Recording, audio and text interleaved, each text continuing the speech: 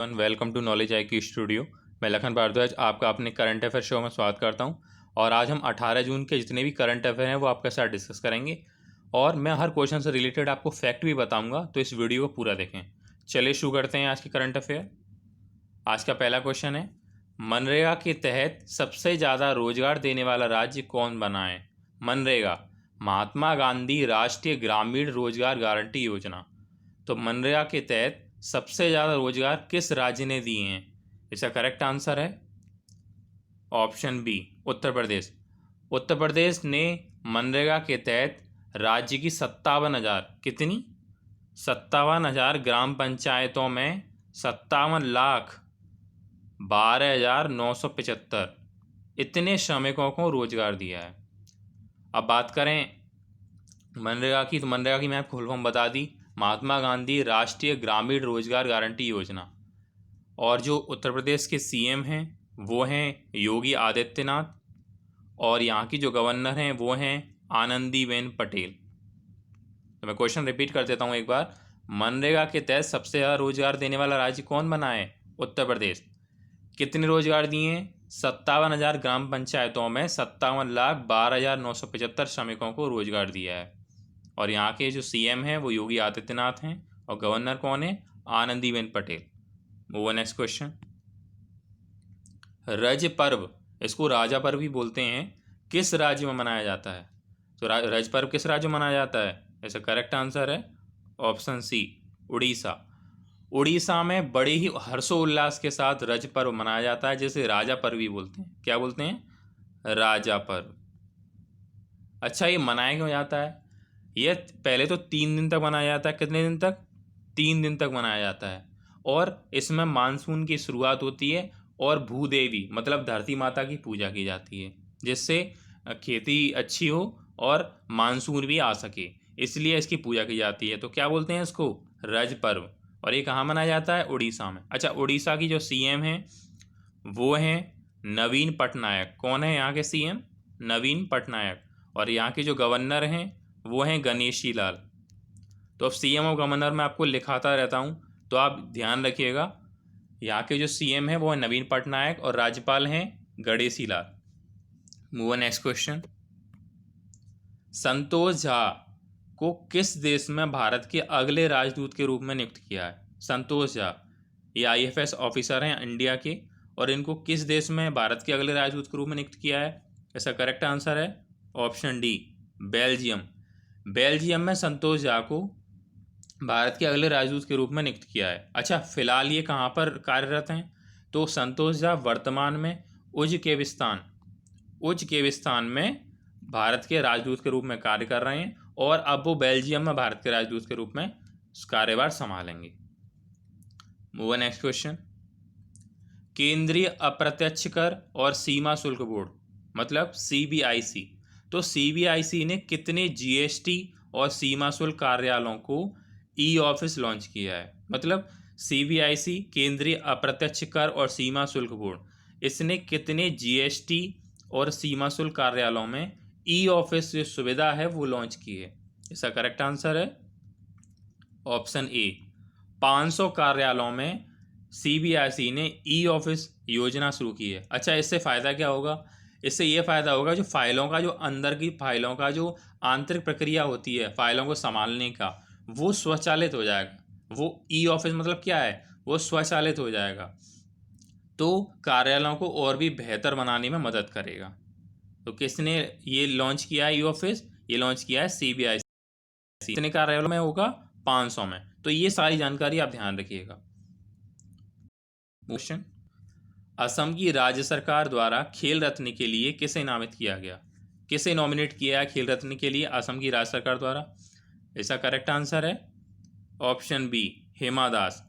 हिमा दास एक एथलीट हैं, और इनको ही खेल रत्न के लिए नामित किया है। ये हिमा दास खेल रत्न 2020 के लिए सबसे कम उम्र की नॉमिनी है। हिमा दास सबसे कम उम्र की नॉमिनी है खेल रत्न 2020 के लिए, इतनी बात ध्यान रखिए। और हिमा दास फिनलैंड में U20 विश्व चैंपियन में खिताब जीतने वाली भारत की पहली ट्रैक एथलीट भी हैं। क्या ध्यान रखना है?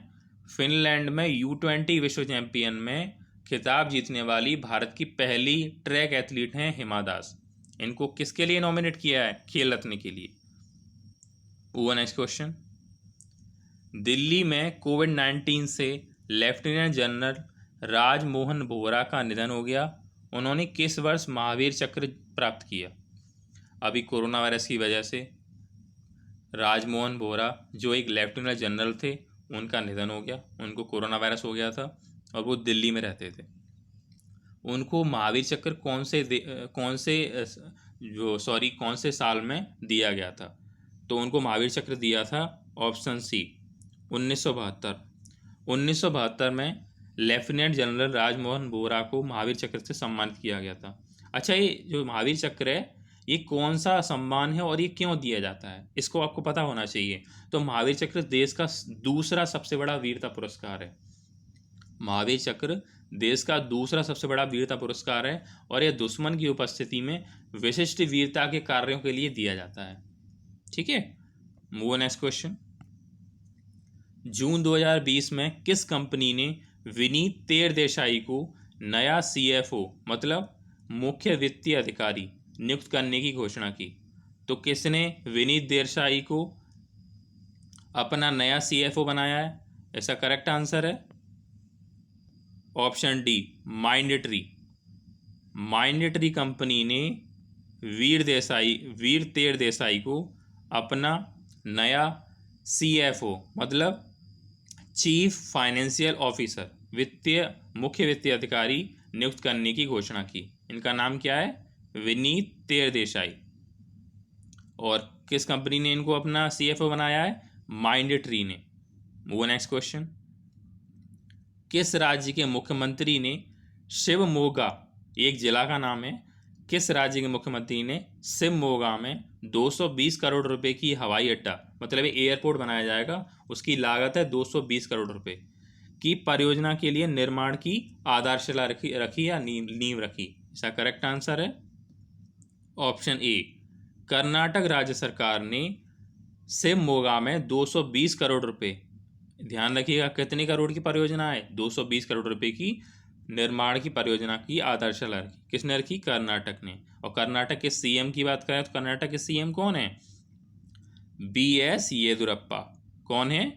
BS येदुरप्पा। और उन्होंने ही इस परियोजना को क्या आधारशिला रखी और ये परियोजना 2 चरणों में कंप्लीट होगी। कितने चरणों में? 2 चरणों में ये परियोजना कंप्लीट होगी। ध्यान रखिएगा। कहाँ बनाया जा रहा है एयरपोर्ट? कर्नाटक में। मूव नेक्स्ट क्वेश्चन, जून 2020 में दीनू राणा देव, ये दीनू राणा देव हैं और इनका निधन हो गया है। ये किस क्षेत्र से संबंधित हैं? यहाँ पे क्षेत्र कर लीजिएगा, किस क्षेत्र से संबंधित हैं? इसका करेक्ट आंसर है ऑप्शन बी पत्रकारिता। पत्रकार दीनू राणा देव का निधन हो गया है। ठीक है। अच्छा, ये एक स्वतंत्रता सेनानी भी थे दीना राणा देव और ये पत्रकारिता में काम करते थे, तो इनका अभी हाल ही में निधन हो गया है। नाम याद रखिएगा, दीनू राणा देव। और ये कौन थे? एक पत्रकार थे और स्वतंत्रता सेनानी भी थे। मूव नेक्स्ट क्वेश्चन, किस राज्य सरकार ने IT पेशेवरों के लिए, जो IT कंपनियों में काम करते थे, उनके लिए एक नौकरी पोर्टल कर्मभूमि लॉन्च किया है? तो कर्मभूमि किस राज्य ने लॉन्च किया है? इसका करेक्ट आंसर है ऑप्शन सी पश्चिम बंगाल।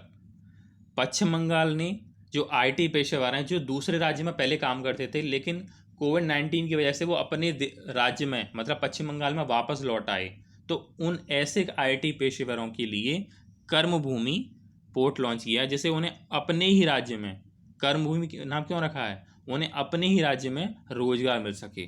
किसके लिए बनाया गया है? ये IT पेशेवरों के लिए। और किसने लॉन्च किया है? पश्चिम बंगाल।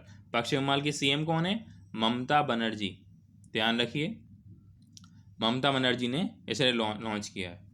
तो आज हमने 18 जून के मोस्ट इंपोर्टेंट करंट अफेयर आपके साथ डिस्कस किए।